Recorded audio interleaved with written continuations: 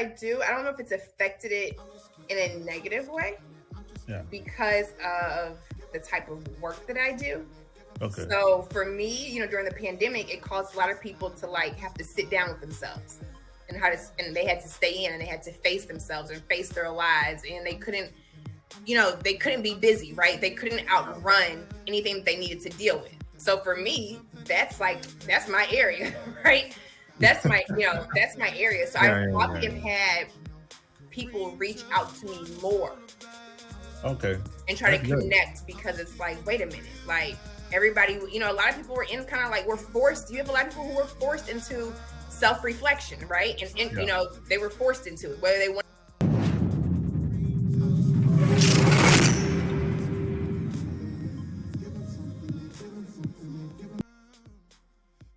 This episode is brought to you by Manscaped.com. They just launched their brand new Ultimate Premium collection, and they just hooked me up. You get the body wash, shampoo, conditioner. You get deodorant. You even get the lip balm, and you get the body spray. So all you got to do is go to manscaped.com and use the promo code CAN'TWAIT20. That's CAN'TWAIT20, and you're gonna get all of this. All of this. It's a big package, plus the lip balm. All you gotta do is use the promo code CAN'TWAIT20 and go get yours while supplies last.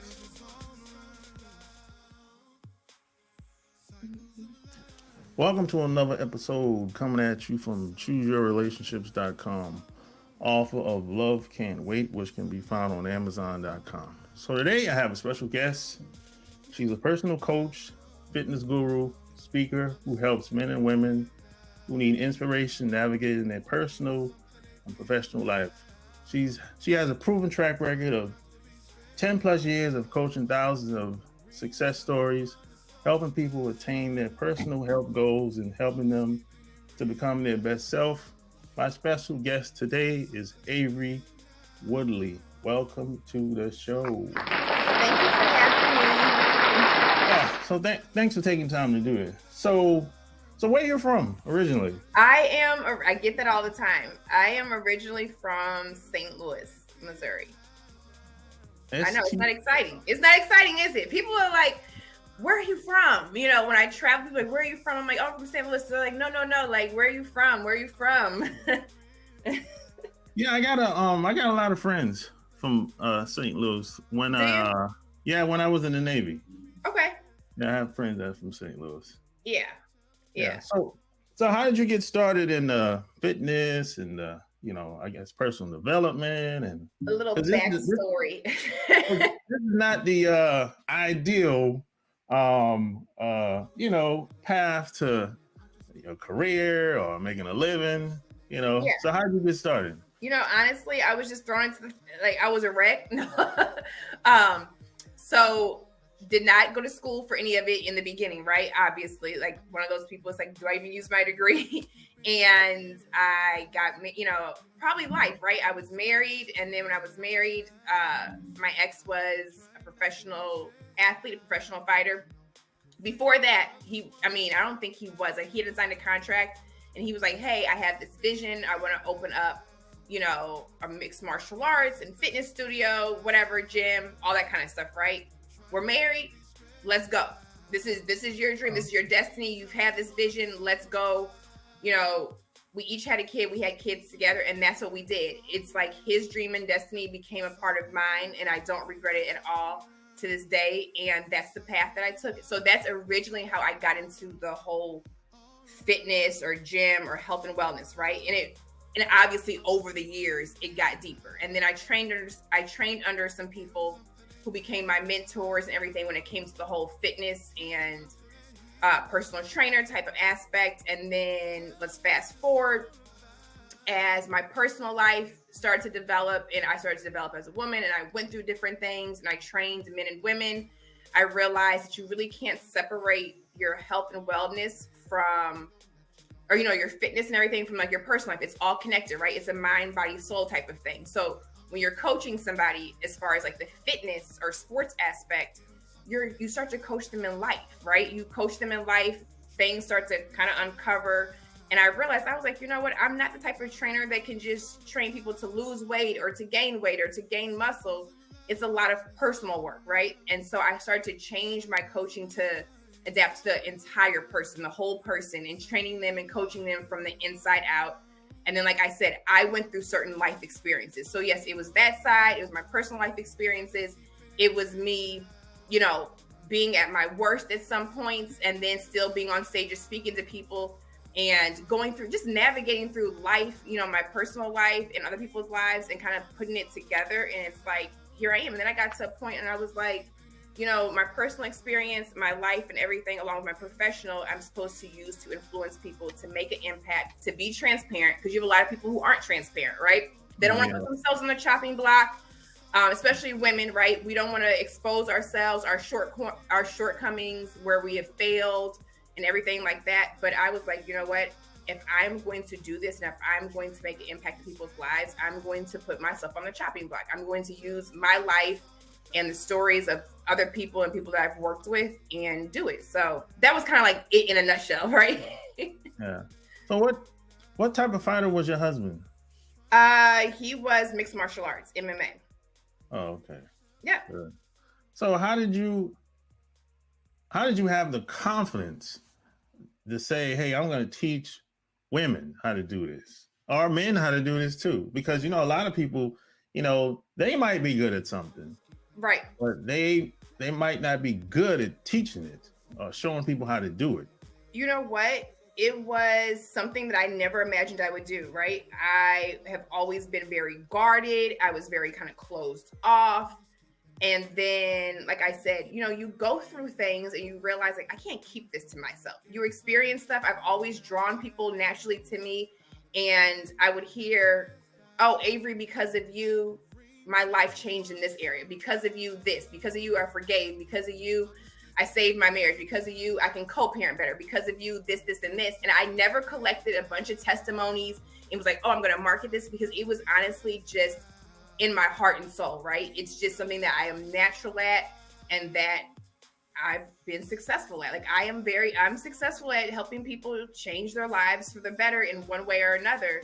And it was something that I couldn't avoid. Like, I literally, trust me, I tried, right? I tried to avoid it, because I am an introvert a little bit. So sometimes, like, a bunch of people like getting at me, I'm like, ah. But it's like, you know what? I was like, my life is not my own. I am here to make an impact. And if I have to do it this way, this is just the way that I'm going to do it. So it was, you know, it was that type of thing. And then when it comes to relationships and families, I see stuff differently. I try to see stuff from both sides. I've seen how stuff has broken down. I try to see the bigger picture. And I'm like, God, like, I have to speak on this. You know what I'm saying? Like, I have to touch on this. I have to help men. I have to help women. And so, I mean, that's just kind of how I got here. Gotcha. So you're out in LA, right? No, I am in St. Louis. Oh, okay. I thought you was out. I thought you were actually living out in LA. Okay. No. I, you know, at one point I was traveling. Like, people were like, "Where are you actually located? Where are you actually located?" So when you're out and about, do you every once in a while do people see you and they be like, "Hey, how you doing?" I do. This is funny, right? Like, we're in the social media age, so I used to equate stuff with like, oh, but I don't have millions of followers and this and that. But it's surprising. It is very surprising how small the world is, and who knows whether they follow you or not. And yes, I do get that. I definitely do get that, and sometimes it freaks me out a little bit, you know. Or I get a lot of stuff where, like, if I'm out and about, and then I'll get messages like, "Hey, I was at such and such, and I saw you," and I'm like, "Yes, yeah." So, yeah, I can relate to that because, you know, when I lived in Atlanta, you know, every once in a while, someone would walk up to me and say, "Hey, man, keep doing your thing or whatever." Right. And then you have, Greenville as well. And then every once in a while, you know, some people would they give you a look. It's kind of like a stare or whatever. Yeah. And I'd be like, "Hey, how you doing?" And they'd be like, "Hey." So I had to get used to that because I wasn't used to that. Because because I have like really 2 to 3 groups of people. Some people I went to school with, some people I was in the Navy with, and then I have some people that probably met me on here or at some conference or something like that. Right. So a lot of times I put people in categories when I meet them because if someone's talking to me, they act like I know them or remember them, and I don't be wanting to say, hey, who are you? I'm like, oh, you know what? Well, see, I can use it because I have 3 kids, right? So I'm like, oh, I got mommy brain. But you know what? I do, honestly, though, it can creep you out, but then I appreciate it because it lets me know that I'm on the right path, right? I'm headed in the right direction. So I was somewhere and, whether it's a woman or a man, and they're like, hey, like I've seen some of your videos or somebody shared your stuff or I follow you because of this, this, and this. And it's always something like really, I get like the creepy stuff, right? But 99% of the time, it's something really heartfelt. And I'm like, yes, like I'm doing the right thing. Because as long as my message falls on someone, you know what I'm saying, falls on their ears and they take it in and they apply it to their life or they share it with somebody else, it's just kind of like a little benchmark, like a little check mark letting me know, like, okay, Avery, keep going, right? Because it's not easy. It's not easy putting yourself out there. It's not easy, like doing the content and all that kind of stuff, right? No. So it's just, it kind of gives me a little momentum and I'm like, all right, girl, you got it. Yeah, because I never wanted to do any of this. But look at you now. No, I never wanted to do any of this. When I say that, people are surprised. I'm like, no, I never want to do any of this. The only reason I like to write. Okay. That's the fact, right? Okay. But I never wanted to do videos. Yeah. And like, and collaborate with other people and go to conferences. I never want to do any of that stuff. I only did that mainly because people kept telling me, hey, you need to do it. You need to do it. You need to keep going. I'm like, oh, okay, whatever. And you do. You know what? And you do. People have told me the same thing. And here's the thing. Like, you're something very funny. And people are like, oh, Avery, you're lying, right? Like, no, I'm actually not. I have a fear of being in front of the camera. Like, I just do. And they're like, oh, but you take a selfie or you do this or you do that. That's different. Like, I'm in control of it. But I have a fear of being in front of the camera. So each time I'm on camera, people don't understand what it takes behind the scenes for me to get on camera. And yes, like the more you do it, the more you get used to it. But like my whole thing was like, hey, like if you have something that needs to be heard by the masses, you know what I'm saying? Like brick by brick, you start small, then just do it. If like this, we live in the digital age. So if I got to get on camera to make an impact and to change lives and to walk in my destiny and purpose, then that's what I got to do. Yeah. So what made you decide to start a YouTube channel? I was forced. So I think we talked a little bit about this, but friends, mentor, all that, Roland Martin, he's the one that suggested it. And it came off of Mr. Kevin Samuel's video, Average at Best, that whole clip. And, I guess it was going viral. And right, it was on Instagram. So, because I was not on YouTube, I didn't have a YouTube channel, I didn't have anything. So I was on Instagram. People were sending it to me. People were texting it to me. And I was just kind of sounding off, they're like, Avery, what do you think? Right? Because I've been doing these types of conversations, just not on YouTube, in my personal life and on social media with my clients, whatever. So I gave my input. I talked to Roland. He was like, you need to record it. He said, you need to make a video. And I was like, do what? He was like, start a YouTube. He was, he sent me on there. He was like, you have 24 hours to make a YouTube channel. And I was like, I don't have the setup. I don't have a camera. I don't have this. I don't have that. He said, you have yourself and you have a phone. He was like, that is all you need. And so he was like, send me your channel by tomorrow. And I'm thinking about graphics and editing. Cause then I go on YouTube, right? My kids watch YouTube. And I'm like, I don't have any of this stuff to be on YouTube to put a video up. And he was like, you don't need it. And then that's what he said, sit down and record it. And that's what I did. And that was it. Yeah. And it was just, That's some good advice, Roland.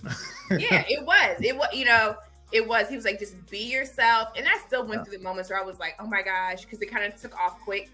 And, I took a step back from YouTube for some months and kind of like regrouped.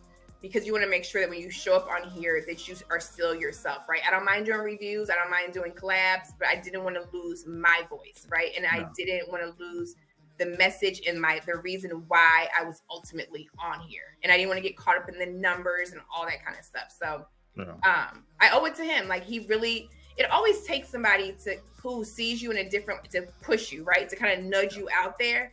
And I owe it to him. I am on YouTube because of Roland Martin. Yeah. So what's been your experience doing collabs and meeting other people that's on YouTube? So I just started doing collaborations in 2022, right? Okay. I'm very new to collabs. I'm not against it, right? My message is same team, stronger together. And it doesn't just go for relationships. It just goes in general. So I am definitely not against collaborating with people. I am not against, I like the open dialogue and the conversation, but it's been, like, honestly, it's been great. It has been good. So I always welcome people. Send me people, or put me out there, people that you want me to collaborate with, or that you think, you know, my message aligns or doesn't align or whatever. But I mean, I like it. I haven't had a problem so far, you know? So, and it sparks, like, when you have a conversation with someone else in a collaboration, it sparks different ideas and different, you know, provokes different points and things that you may have missed. And that's why I like it as well. And then you can reach a broader audience with that. So So you work with men and women, right? The majority are men or women? You know what? It may be kind of like even, surprisingly. Yeah. But if you look at my supporters, like as far as YouTube, right? Like my supporters is predominantly male. Okay. But it's funny because I will have women who see my YouTube videos or see videos from Instagram. I try to keep the message almost aligned. Like, I do more fitness stuff, like, you know, fitness stuff, and not even fitness, but just kind of like overall lifestyle stuff on Instagram. And you really use the YouTube for the dynamics between men and women, specifically Black men and women, and just like relationships in general, right? So I will have women that have seen something on YouTube, whether they want to hear it or not, but then they'll come to my Instagram and say, you know what, whatever you said in this video, I really needed to hear. I didn't want to admit it, but I needed to hear it, you know? And how do I work on this? I've had a lot of women, which I like. If they don't have to openly, hey, it doesn't have to be public. You can message me privately. And they're like, hey, I want to work on connecting to my feminine energy. How do I do that? You know what I'm saying? I'm tired of leading in my masculine, or I want to work on forgiving and healing and letting go. And then, you know, the men reach out to me, whether it's for themselves, relationship advice, things with, you know, their whole life, right? Their health and wellness, and just all that kind of stuff. So it's, you know, it's pretty, I would say it's pretty even. So you do one-on-ones, or you do groups, or? I do one-on-ones. I do small group. Obviously, when it comes to like training and stuff, like I kind of step back from like actually going into a gym and like training people. But it's a lot of one-on-one. Sometimes it's couples together, like collectively, or separate, right? Which is totally fine with me, or separate. I've even done stuff with like a group of women, right? If they kind of, because it's your tribe. Usually you're not the only one that may think a certain way or have a certain mindset if they're open to it. So it's usually like, I like to do small group one-on-one. I'm not against large group settings, but for me and for the types of work that I'm doing and the reasons people come to me, it's better in an intimate setting, like that personal approach, because we already have, you know, we have Zooms and you have these big master classes, and I'm not against that, right? I'm not against that. But when it comes to like a lot of real work and a lot of personal work, I feel that people will open up more if it's just the one-on-one. And I do a lot of stuff actually on the phone, right? Because some people don't want to be on video because they're too caught up in how they look and what's going on, distractions, or maybe they have to walk their dog, or they want to sit in their car, or they want to do whatever. So I really want people to just be in a comfortable setting and to almost feel like they can just pick up the phone. And I mean, obviously the book is session, but you literally pick up the phone and it's like, I call you and we're talking and we're conversing. And if we need to be on camera for something, we'll jump on camera. If we need to be in person, if, you know, it's literally, if somebody wants to like fly me and say like, hey, I want to meet you in person, one-on-one, and we set that up for a session, then we do that. I will do whatever it takes. Not what I won't do whatever, but I will do within limits. I will do whatever. I got you. Yeah. So how has the pandemic affected what you do?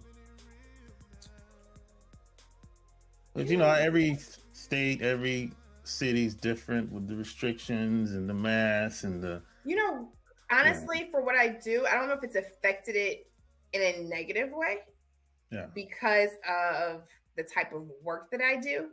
Okay. So for me, during the pandemic, it caused a lot of people to have to sit down with themselves and they had to stay in and they had to face themselves and face their lives, and they couldn't be busy, right? They couldn't outrun anything that they needed to deal with. So for me, that's my area, right? That's my area. So I probably have had people reach out to me more. Okay. And try to connect because it's like, wait a minute, everybody, a lot of people were in kind of we're forced. You have a lot of people who were forced into self-reflection, right? And they were forced into it, whether they wanted to be or not. And the people who I feel really capitalized on the pandemic, and when I say capitalized, not in a financial way, but just in a personal way, a life-changing way, are the ones, that I, some of the people that I was able to connect with. So yeah, I wouldn't say, I feel like it's kind of helped me a little bit, for sure. So what kind of problems do women come to you with, as far as, with the exception of, just fitness, is it usually personal stuff, relationship stuff? All the time. We're a hot mess. And you know what? You must have a lot of patience. I don't, people tell me that all the time. I'm like, really? I'm not. I don't have a lot of patience, but I do.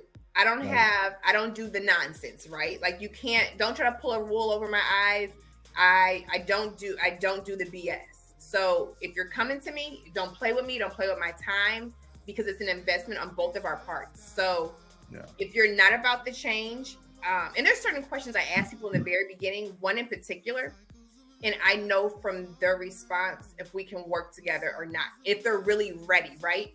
Because if they're really ready to do the work, because it's not pretty, it's ugly, especially for the stuff they're coming to me about.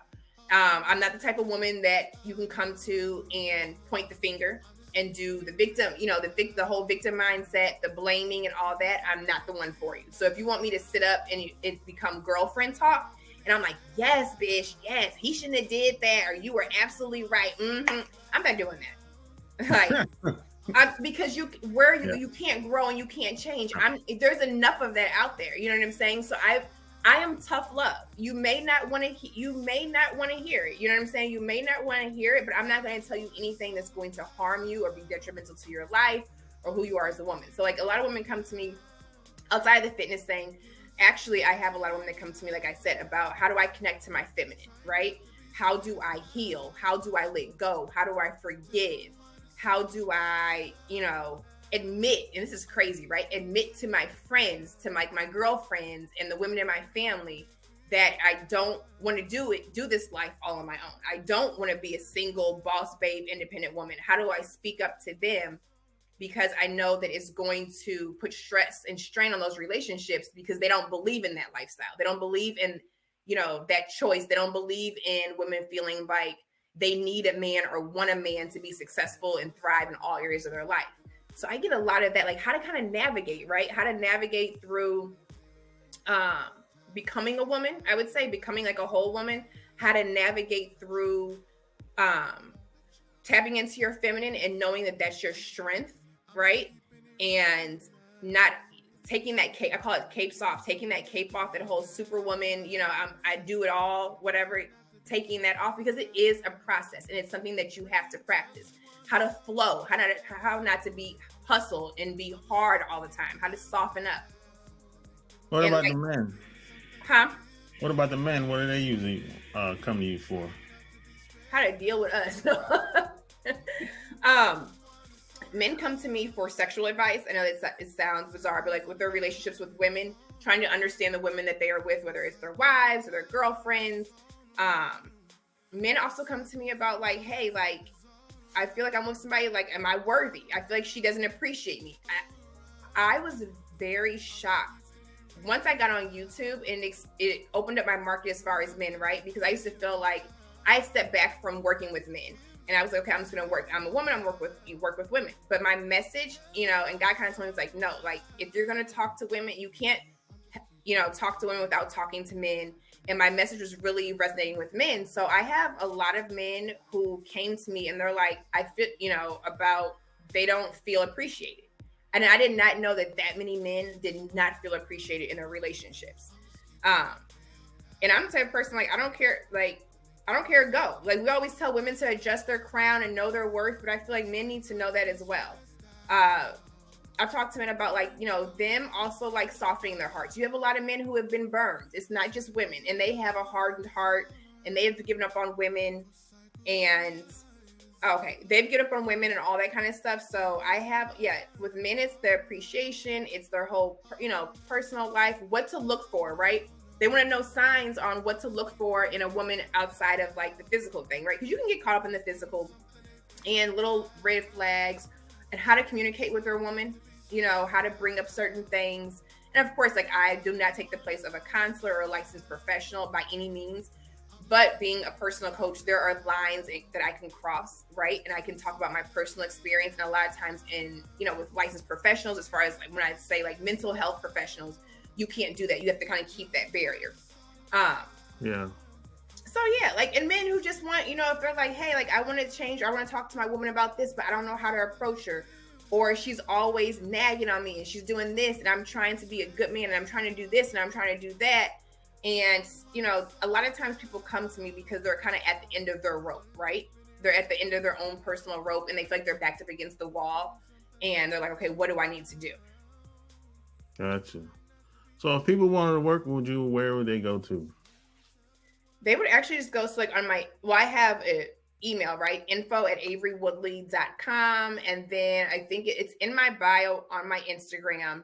I did have my calendar open. I have, like, a little link tree thing where people could, like, book.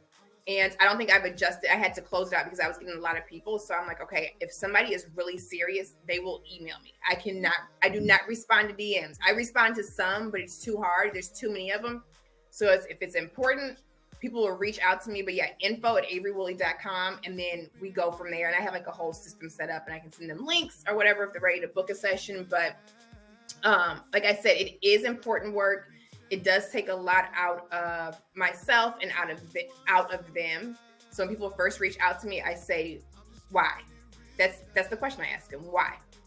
And once they tell me their why, then I know, like, if they're really, really ready, right? Because in order to do the work, like I said, it's ugly. You have to have your reason behind it has to be greater than any feelings or anything you may feel, like, along the way, so you can stick to it. Whether it's weight loss, whether it's, like, a lifestyle change, whether it's your personal life, whatever it is. So once I hear their why, because it's kind of like we're dating, it's an intimate relationship. When you're working with somebody, it's intimate, it's personal. I have to make sure that we align and we're on the same page, and that we can, that we can do the work, and that they're committed just as much as I'm committed. There you have it. Like, share this episode. Tell me what you think below. All links will be found in the show notes. Until next time, we out. Peace. Did you like that video? If you want more of that, it's right here. Boss Slap Secrets on Amazon.com. And share this video. Until next time, I'm out. Peace.